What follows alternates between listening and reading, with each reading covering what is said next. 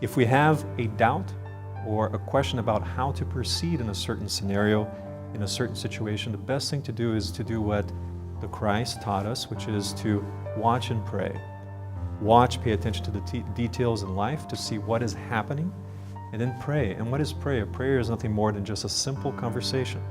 Many people think that prayer has to be something beautiful, something that you have to sing, something that to be very involved with. But no, prayer is nothing more than a simple conversation with God that has to come from the heart, because that's all that matters. As long as it's coming from deep within and that it's sincere, then that's a true prayer.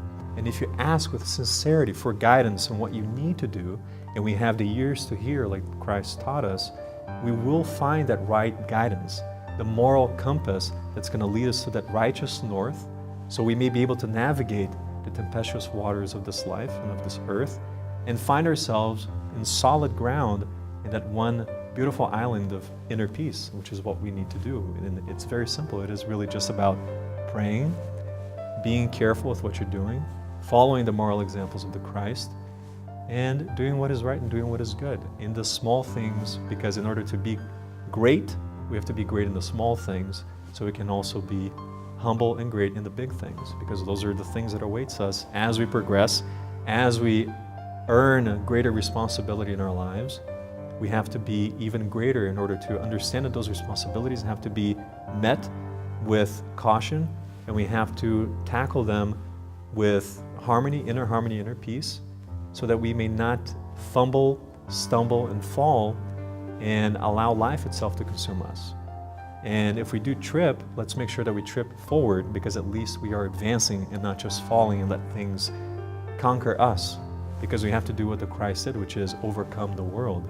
So we have to allow these obstacles to work towards our benefit, because these obstacles are nothing more than beneficial agents that will allow us to proceed and progress in our own individual lives.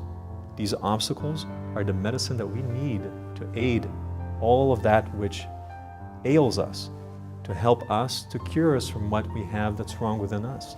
So instead of blaspheming God or blaspheming someone else for what's going on in your life or in our own life, we have to accept it, so that we may be called followers of the Christ.